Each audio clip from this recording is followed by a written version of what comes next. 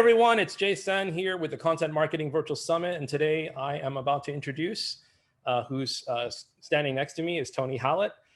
He is the content marketing, and he works on content marketing and content strategy.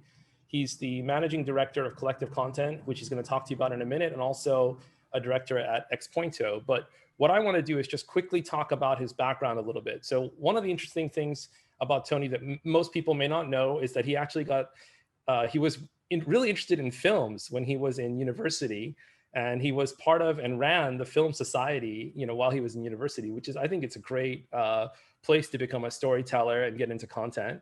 And then what is also interesting about the way that he's approached content is that he's been through the whole sort of arc and the whole journey of content.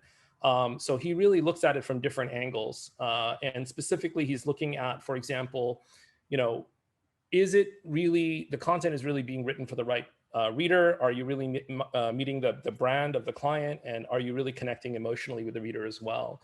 And Collective Content is focusing a lot on technology companies. So Tony's going to talk about that in a minute. And Tony will be introducing his talk as well, which is, I'll just mention about case studies, which is going to be really interesting. So let me share my screen now, and we'll get it up. And I'll hand it over to Tony in a second. And let me turn off my video. And Tony, you are ready to go. Good to have you here. Wonderful. Thanks so much, Jay. And thanks for having me to talk and present on this subject. So as you guys can see, the subject of today's presentation is the good and the bad and the future of the case study. And I settled on this subject because everyone knows case studies, and in many ways they haven't changed for years and years. And I'm going to talk about how to do them well, some of the bad stuff we've seen, and as the title implies, ways that they will evolve over the coming few years. And we should also say at the beginning, case studies, some people talk about customer references, customer stories, call them what you will. As Jay mentioned, this is all about storytelling. And it's clearly a big thing in the B2B world. So Collective Content, as Jay mentioned, 90% of what we do is B2B. 90% of what we do is technology related. Not always quite the same 90%, but close. And we talk a lot about media grade content. And that's because nearly everyone who works here has a media background. And we think that brands should have content at least as good as some of the big media companies out there, newspapers, TV stations, websites, you name it. And in many cases that they actually have the budgets and the wherewithal to be even better than that. So that's our background. I'm the founder of the agency. Myself was a journalist for 15 years and set up content. As Jay just told me, it's almost 10 years since we were founded. I'm also the director of an agency out of Singapore, handling mainly B2B work in APAC. It's called Xpointo. So between our European and North American base and work in APAC, got a good global view of things. So really at the heart of B2B content is good storytelling. It's certainly central to so much that we do and so much that we think is effective. And at the heart of storytelling in B2B traditionally has been the case study. Its origins may be in academia, but going back decades and decades, we'll know about case studies. And even today, figures from Demand Gen, the company rather than the practice, they say that I think the number of buyers say 41% of buyers say case studies are critical to vendor selection. And you can imagine there are plenty more who say they need them and they do them, but 41% say it's critical. It's still an amazing figure. And I should say that our team has written literally thousands of them. If we include our years in media, it's not an exaggeration to say we've worked on thousands of case studies. And also it's not just about writing, it's also about other form factors that we'll get to towards the end of this. So buy-in. We want everyone to say yes to do a case study. But we know for our clients, whoever they are, getting their customers to agree to them is quite difficult at times. And this can be a real kind of elephant in the room. So whilst this presentation is mainly going to be about the craft of doing them well, two things I wanted to say about how you get consent to get people to do a case study. One really important thing is to think about them early. So quite often when you're trying to sell, trying to bring in that sale to win a new customer in B2B, there's a lot of negotiation goes on. That might be around price. You might have to give a little bit on price, but one of the things you can say to a customer at that point is sure, would you be happy to do a case study with us? If all things are going well after 6 months or 12 months or whatever's appropriate, get that buy-in early on. A second strategy, which can be a bit more controversial, is to appeal to the career ambition of the person you're working with. So the person who's in charge of a project might not be the most senior person in a company, but working with them on a case study to ask them what they did and how it worked is not just going to look great for the company and for you as someone who sold to that company, but hopefully also for that individual. So kind of appeal to the little bit of ego there and say, this is a good thing for you. You're going to be posting this on your LinkedIn page too. So that's another little tactic we could use. So the elephant in the room about buy-in can be addressed. So if we go to the process and briefing, we use this word industrialized. And I laugh a little because we were speaking to someone new on the client side recently, and from a very large company. And he said, is this process industrialized? And we've never quite thought of it that way before. But it is really, really important to be crystal clear about what you're doing. And there's two sides. There's the side of our team, for example, who create the case studies.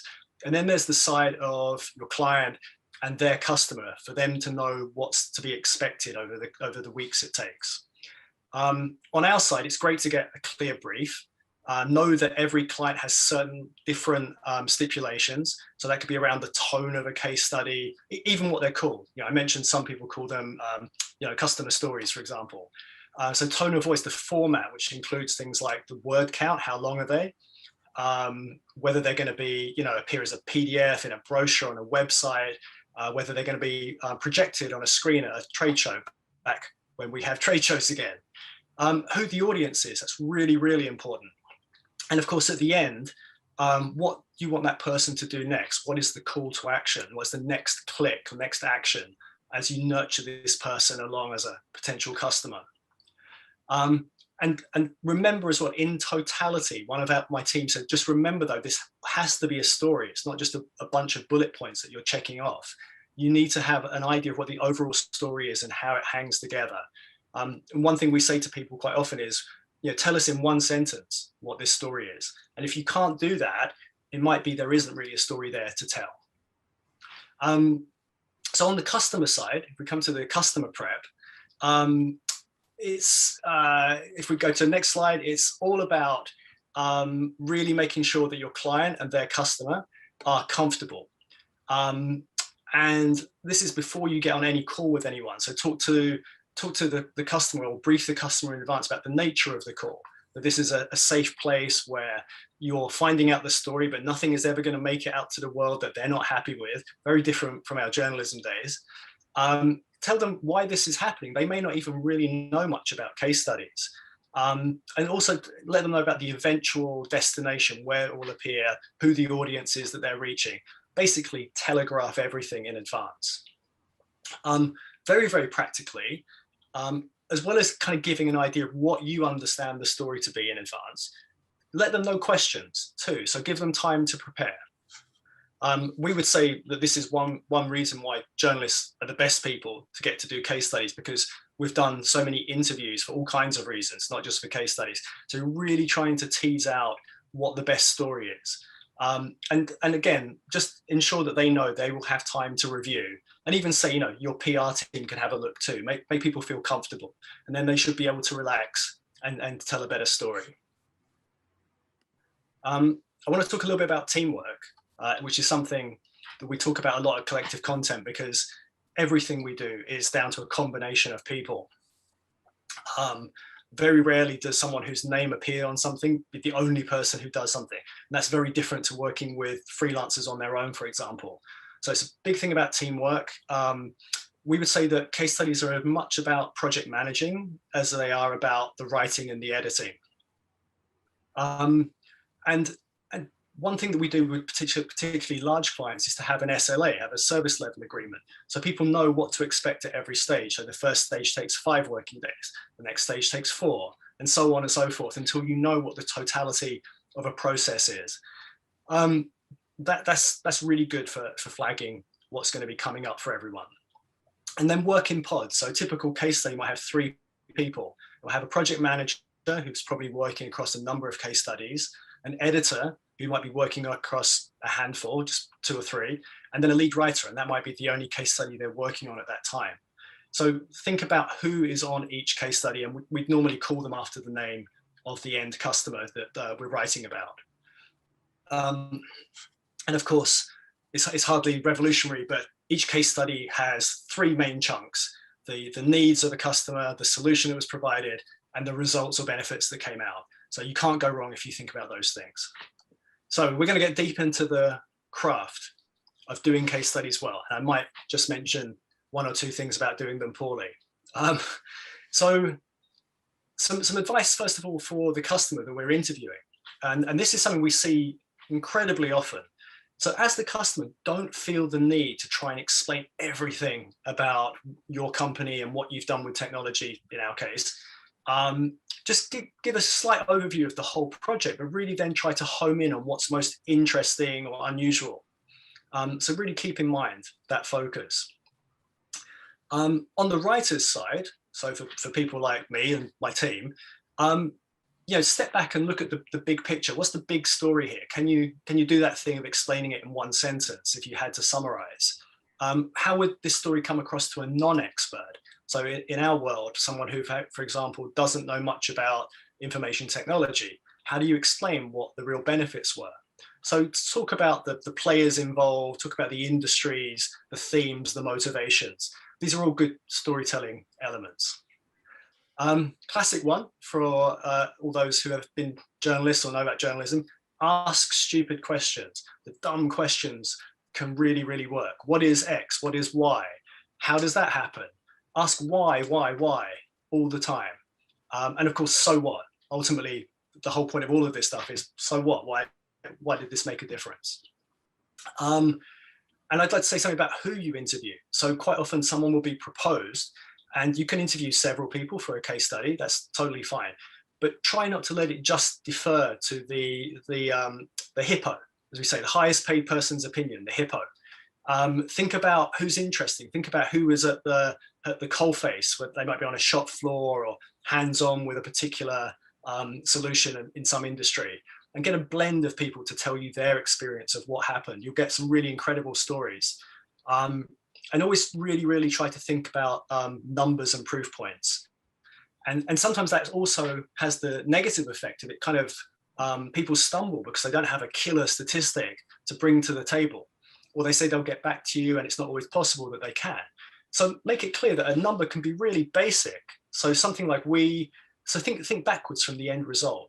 We implemented this technology and our sales supermarkets went up 5%. It's a really basic number, but it's so powerful and so clear. Let's talk about the interview, which I've mentioned a little bit already, the art of the interview. First thing we'd say is, as much as possible, actually talk. There might be a slight generational divide on this, but we've seen certain people who like to try and do interviews all by email. And again, so as a staunch Gen Xer, I would much rather speak to people than try and do it remotely via email. And that's because a conversation leads to the best information. It could be, for example, you can capture a turn of phrase from someone that feels very genuine and authentic and something that no one else would say. And that looks great in the final case study. It could be that it's about keeping focus. So if somebody kind of goes off on a tangent and you want to kind of bring them back to the main story, that's hard after they've written 300 words in an email.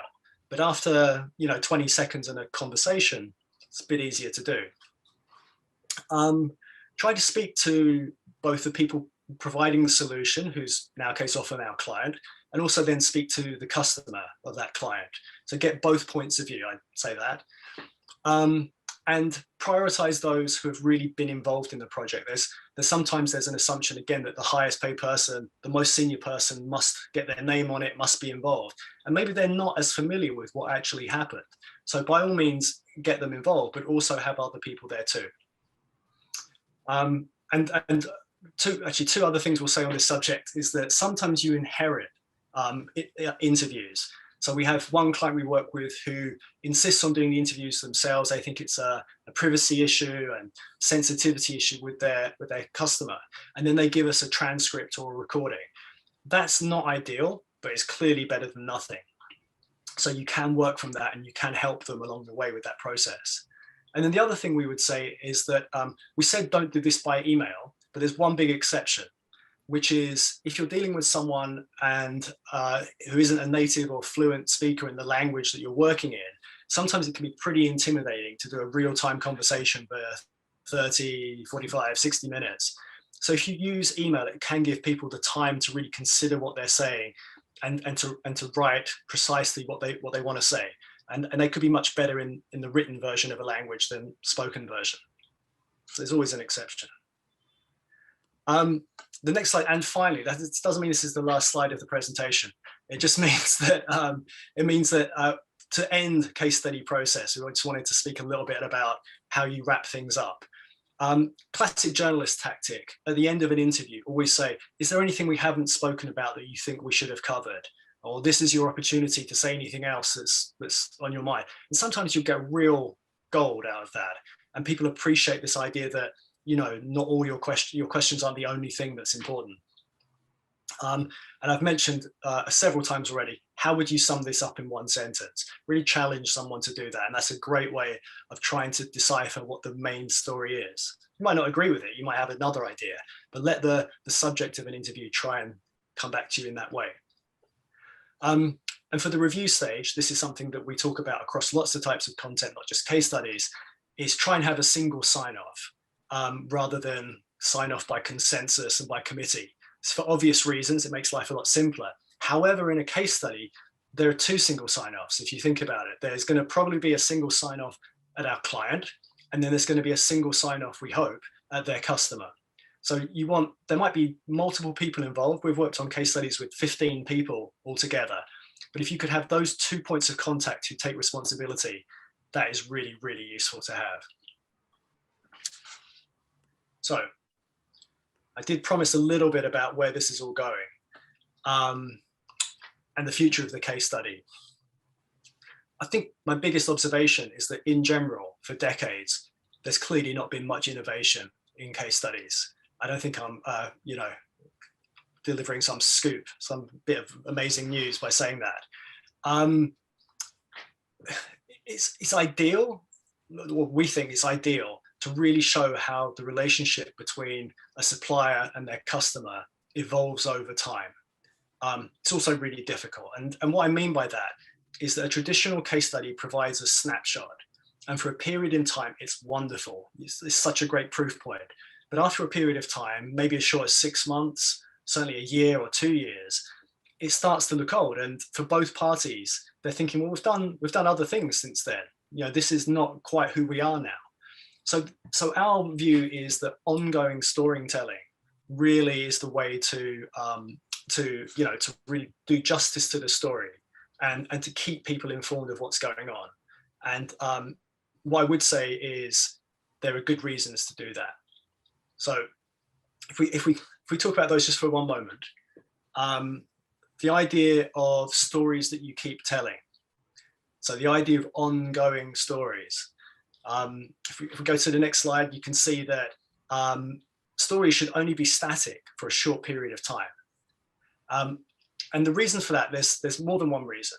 So one reason is that it's just a great way of keeping the story up to date. And for someone who's reading this, like a potential client of yours, they're getting the most relevant information and they can look back and see how a story's evolved. So that's a great reason. But it's also good between your client and their existing customer. And that's because it helps to solidify that relationship. So much sort of high level B2B is about an ongoing relationship. And by treating your customer in the best possible way and always coming back and being interested, in telling their story, which we truly believe helps them as well as helps you, it really helps to take things on to another level. So there are strong business reasons as well as marketing reasons for doing this. And we hope that, I mean, by their very nature, case studies are about advocacy. So if you think about the customer journey, you're getting the advocacy part with the case study, but you're also showing loyalty. And as I've just been talking about, hopefully you're getting long-term retention as well. You're getting people who are going to stay with you because they feel the love. One of my team said that the analogy is from the world of IT, if you know this, the analogy is between how projects used to be done, big long-term projects with a big bang after a year, compared to agile development, which is much more iterative, short-term sprints, get something wrong, fix it, move on. And this idea that you keep on going in short cycles, that feels much more contemporary rather than the long process where at the end point, you might already be out of date. I'm talking about both the IT and the case study. In that case, that's the risk. And the final thing I think I'd say is that we talked a lot about case studies as a written piece of work and the editing and the management of that, et cetera, et cetera. Think about them besides written case studies. So we know a lot of brands use video for case studies. We're like, it's great, it's a no-brainer that can be really effective, but it goes beyond that and we're just scratching the surface of it. So other ways of telling stories. So short graphical formats or mini infographics to get across the key points, maybe kind of before and after comparisons. Think about other multimedia ways of telling stories. And formats which have got really popular in the last 10 years, like podcasting, you can go really, really deep. And the thing about B2B is an individual audience might be small in number, but the interest to go really deep on a subject that is the subject of a multi-million-dollar purchase is there. So you have a very refined, very narrow audience that wants to just know more and more and more. So taking these case studies to the next level, we think is really, really important. So in all of that, I think we've touched on some good practice, some experience, so maybe some things we shouldn't do. And hopefully I've left you with some ideas for the future and how the Humble case study can evolve.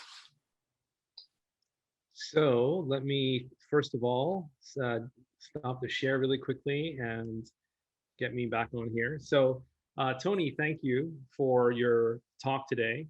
Sure I'm just going to pick up on a few of the critical points that you made. So I think some of the points that I thought were really helpful were the theme, first of all, of like why a case study is kind of a living thing, and it's kind of in a way, the image that came to my mind is capturing a spark, something really great that happened. Yeah. But creating a container to create that spark, so the spark stays alive, it doesn't die. And people keep looking back at that and say, I'm getting a little poetic here, but we can light more fires, from this spark. And so I think that the way that you shared it with people watching and trying to get the most out of this summit, the Content Marketing Virtual Summit, is that having that thinking around, will people relate to this case study? Will it connect with them? Will it speak to them? Will it also reflect on the deeper levels of the business you're working with, not just the hippo, the highest level person with an opinion, but actually like everyone in the company can look at that case study and say, I'm part of this company that did something great. And so to some extent, that case study becomes a rallying document for a whole company to celebrate, progress. And then in addition to that aspect, which is the storytelling and really peeling that back, then I think part of what you went into is sort of weaving in and out of the industrialized process.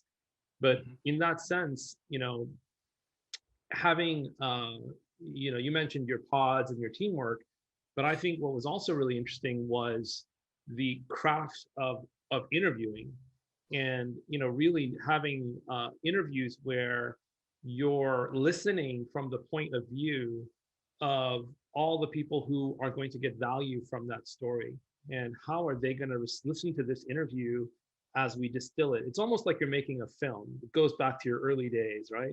And it's like, Right, how right. how will this scene be perceived, and how will it carry forward? So I think that industrialized sort of process, as you said, but then turning that into layers of interviewing was really interesting. And let me just see if there's any one last piece I'm going to bring away from this, Okay. which is the future. And just to kind of summarize on this last point, because it was, I think, your last point as well, which is that stories are not actually static. They're living, breathing things. And if you're going to work on a case study, in addition to the single sign-off on both sides, which is part of the process, which I thought was very helpful, but you really want to set some almost like some budget, and get people to say, hey, we're going to come and revisit this every 6 months or every quarter, and let's keep this alive. Let's work as a team, client and vendor, so that we can keep this alive. And that even strengthens the relationship, and that kind of thinking about that future, and creating a case study that's a living thing.